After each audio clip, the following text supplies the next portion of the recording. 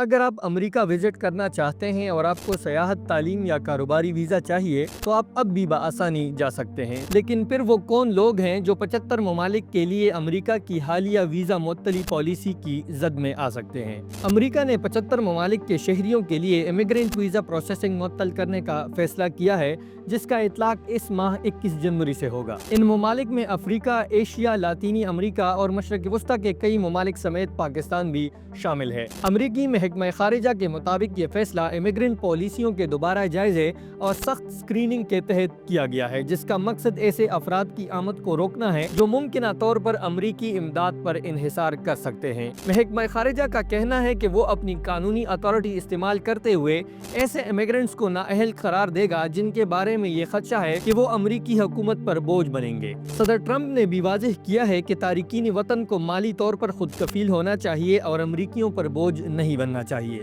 White house اور state department نے اس اقدام کو امریکی امیگریشن سسٹم کے غلط استعمال کو روکنے اور امریکہ کے ٹیکس دہندگان کے مفادات کا تحفظ قرار دیا ہے۔ دیگر ممالک کے ساتھ پاکستان کے شہری بھی اس فیصلے سے متاثر ہوئے ہیں، تاہم پاکستان کے ترجمان برائے دفتر خارجہ طاہر حسین اندرابی نے کہا ہے کہ پاکستان مسلسل امریکی حکام سے رابطے میں ہے تاکہ اس معطلی کے دائرہ کار، دورانیے اور ممکنہ اثرات کی وضاحت حاصل کی جا سکے۔ ان کا کہنا تھا کہ یہ عارضی جائزہ عمل ہے اور اندرونی پالیسی کے جائزے کا عمل مکمل ہونے کے بعد روٹین ویزا پروسیسنگ دوبارہ شروع ہو جائے گی۔ ماہرین نے اس فیصلے پر تنقید کرتے ہوئے کہا ہے کہ امریکہ کی یہ نئی ویزا پالیسی کئی سوالات کو جنم دیتی ہے۔ ان کا ماننا ہے کہ جن ویزوں کو معطل کیا گیا ہے وہ مکمل طور پر قانونی امیگریشن سے متعلق ہے، جہاں پہلے ہی سخت جانچ پڑتال اور مالی شرائط موجود ہوتی ہیں، جبکہ اس پالیسی میں غیر قانونی راستوں سے امریکہ جانے والوں کو ٹارگٹ نہیں کیا گیا۔ ماہرین نے نشاندہی کی ہے کہ یہ فیصلہ خاندانی ویزوں، ملازمت کی بنیاد پر امیگریشن